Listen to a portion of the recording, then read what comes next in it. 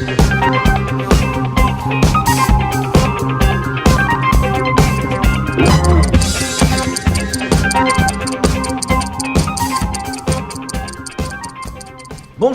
à toutes et à tous, bienvenue sur KTV, Kwezi FM, le 106.9 pour un temps de parole, toujours en direct à la radio et à la télévision. Il s'appelle Tyler Biasini, il est avec nous, c'est le président de Gueule d'Amour. On connaît cette association qui défend la cause animale.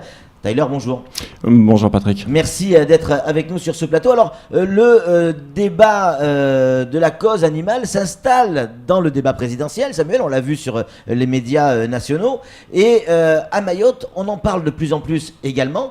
Parce qu'a priori, il y a un problème avec les chiens. Tous les jours, ou quasiment, en tout cas régulièrement, encore hier soir, vous arpentez les rues et les routes de Mayotte avec la gendarmerie pour essayer de sauver des chiens. Tout à fait, c'est le but de l'association, essayer de sauver un maximum de chiens et également essayer de gérer cette prolifération qui commence à devenir de plus en plus problématique. Alors vous étiez, je crois il y a 2 jours en Petite Terre, si nos informations sont justes. Tout à fait. Pour démanteler un élevage de chiens clandestins. Un réseau d'élevage clandestin. C'est quoi un réseau de chiens clandestins? Ça veut dire quoi exactement?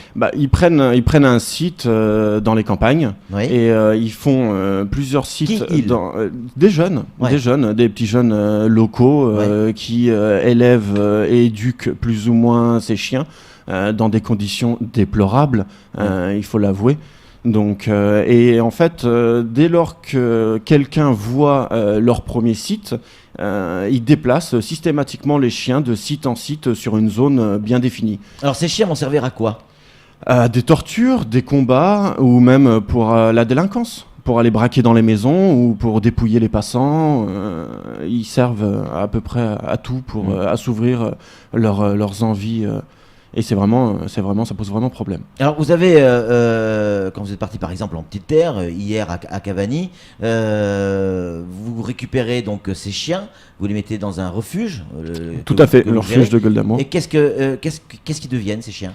Votre refuge, il n'est pas non plus extensible. Ah non, bien sûr, parce que je crois qu'au dernier comptage, l'ADAF avait compté 30 000 chiens errants.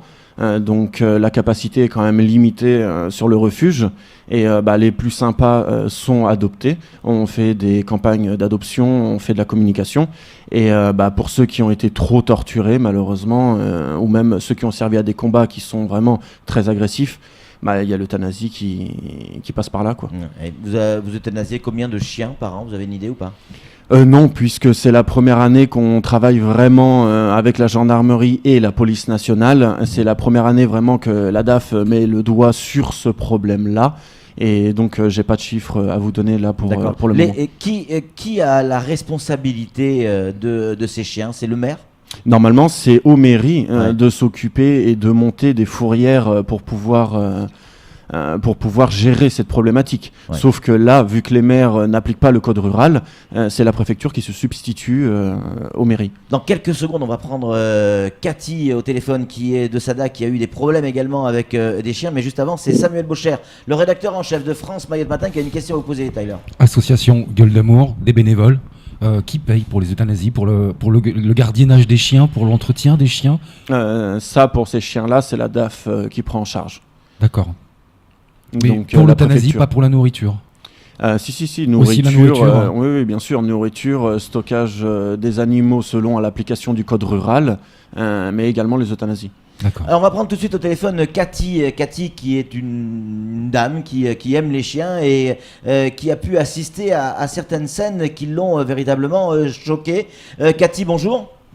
Oui, bonjour Patrick. Merci d'avoir accepté notre invitation. Rapidement, je sais que vous avez du travail, on ne va pas vous déranger très longtemps.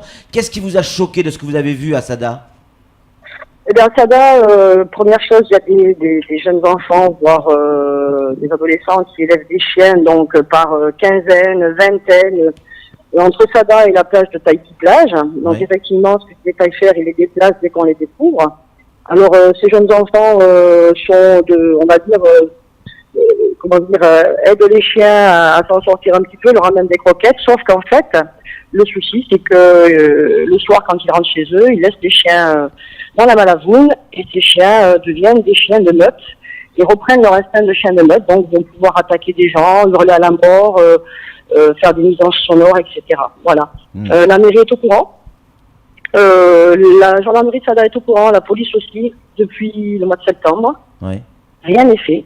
Ouais. On n'est pas entendu, on est reçu, mais à peine, parce qu'il ne faut pas négliger qu'il y a le problème également de la religion ici, qui nous dit que le chien est arabe. Donc en fait, personne n'ose s'y coller. Voilà. Cathy, on a eu des retours également de personnes qui ont été attaquées par des chiens errants. Vous avez eu cet écho également ? Oui, dans mon quartier, il y a une dame qui a été attaquée, je crois qu'elle a porté plainte, ça s'est passé en septembre-octobre, et une petite fille qu'on a entendu crier, qu'on a réfugiée sur le pas de porte, parce qu'il y avait des chiens qui lui couraient après avec des intentions malsaines. Voilà. Merci Cathy, on vous laisse repartir à votre travail. Merci pour ce témoignage en tout cas. Merci, c'est gentil, au revoir. Tyler, on a entendu Cathy qui expliquait ces témoignages, en tout cas ce témoignage sur des agressions, des chiens qui mordent. Quelle attitude il faut avoir quand on est dans la rue et qu'on voit 2-3 chiens se balader comme ça? Est-ce qu'il faut en avoir peur? Quel comportement on doit avoir? Éviter de courir.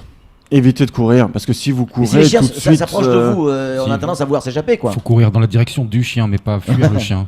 Après, faut savoir que c'est relativement rare. C'est pas des chiens qui sont méchants. Ouais. On parle souvent des chiens de mangrove, hein. Voilà, tout à fait. C'est des petits croisés bergers, donc c'est pas par définition un chien forcément méchant. Ouais. Donc, mais après, il faut savoir que si vous vous mettez à courir, automatiquement le chien va vous courir après. Donc après, vous ne saurez plus quelle intention réelle il a envers vous.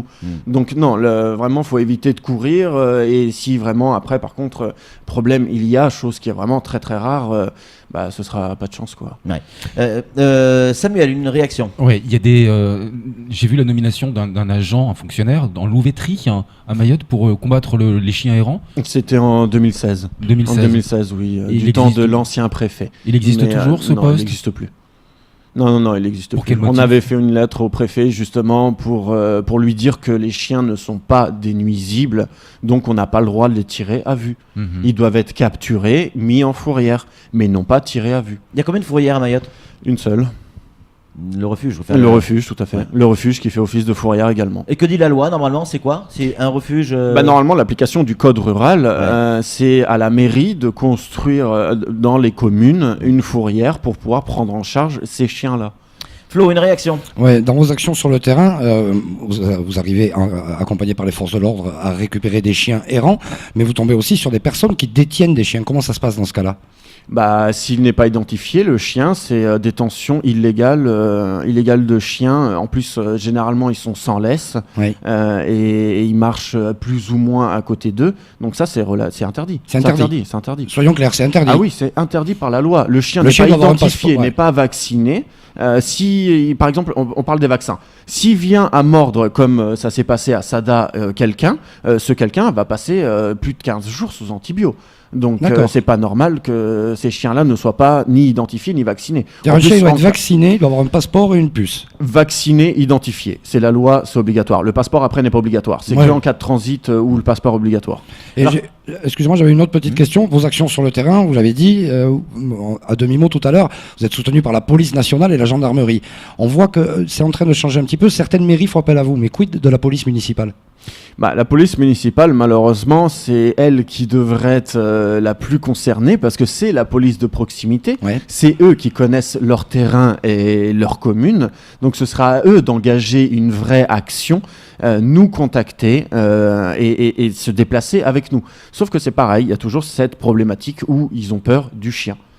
Et la gendarmerie, malheureusement, on ne peut pas les blâmer. Ils ne peuvent pas être partout. Ils ne peuvent pas tout faire. Ils ne peuvent pas prendre en charge la totalité du département. Donc, c'est vraiment à la police municipale de prendre en charge cette problématique. Comment ça se passe quand vous découvrez effectivement un élevage de chiens?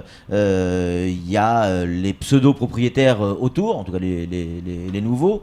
Vous devez prendre les chiens. Est-ce que les jeunes vous laissent faire ou il peut y avoir des affrontements, des rébellions? La plupart du temps, si moi j'y vais tout seul, effectivement, ils ne me laissent pas faire du tout. C'est arrivé certaines fois où il y a eu caillassage, insultes et autres. Ouais. Mais quand on vient avec les forces de l'ordre, ils restent relativement plus calmes. Ouais. parce qu'ils connaissent quand même la gendarmerie et la police se fait quand même respecter. Donc, Et il peut y avoir des interpellations ? Il y a eu effectivement hier soir une interpellation pour rébellion. Le monsieur, parce que c'était un monsieur d'une trentaine d'années. Ouais, donc c'était pas un gamin, quoi. Non, là c'était pas un gamin qui se promenait avec 6 chiens à Cavani et où il a été demandé si ses chiens étaient en règle. Il a caillassé ses chiens pour les faire enfuir. Donc il y a eu rébellion, détention illégale de chiens parce qu'il n'avait pas les papiers des animaux. Et du coup, il a été embarqué, effectivement. Mais comment vous faites pour les attraper, ces chiens, s'ils se barrent en courant ? Au filet. Au filet, j'ai tout le matériel nécessaire pour l'attrapage. D'accord. Donc vous attrapez les chiens au filet ? Tout à fait. Et ils sont pas blessés, évidemment. Ah non, non, c'est du matériel d'attrapage de fourrière. Prévu à cet effet. Prévu à cet effet, tout à fait. Samuel, pour conclure. Les abandons des personnes qui quittent Mayotte, c'était régulier, récurrent ces dernières années, avec des fonctionnaires ou pas, mais des gens qui vivaient sur le territoire mais qui quittent Mayotte, abandonner de manière régulière leurs chiens. Est-ce que ce phénomène a régressé ou il existe toujours ? Il existe toujours, mais effectivement, il a régressé quand même. Il y a moins d'abandons réels, puisque les gens savent très bien que on peut les punir. On peut les punir. La loi. On peut rappeler la loi, si vous voulez. Oui, bien sûr. Il y a un texte de loi qui dit qu'il y a 2 ans d'emprisonnement et 30 000 € d'amende en cas d'abandon avéré du chien. Oui, ça fait réfléchir. Ah oui, tout à fait, oui, parce que je les lâche pas. Je les lâche pas. Il y a des lois qui existent et on est là pour faire appliquer les lois. Vous êtes sur un plateau de télévision, c'est en direct également à la radio, on va en profiter. On peut aider le refuge, on peut aider Gueule d'Amour si on le souhaite. On contacte qui, comment Il y a un numéro de téléphone, donc le 06 39 68 63 00. 68 63 00. Il y a également le Facebook Association Gueule d'Amour. Donc en petite terre, il y a Lilo Pizza qui récupère les croquettes ou les dons comme tissus, jouets ou autres. En grande terre, je me déplace partout pour récupérer tout ça. Mais effectivement, des croquettes seraient la bienvenue au refuge. Pour les chiens, quoi. Nourriture pour les chiens, oui, des tout à fait. En tout cas, merci beaucoup Tyler d'être venu sur ce plateau et parler aussi de la cause animale. On l'a vu, des meutes de chiens de plus en plus fréquentes sur le territoire. Des meutes qui servent aussi pour la délinquance et notamment les cambriolages. Merci d'avoir répondu à nos questions. Merci à vous, Patrick. C'est tout pour ce temps de parole. Tout de suite, la suite de nos programmes.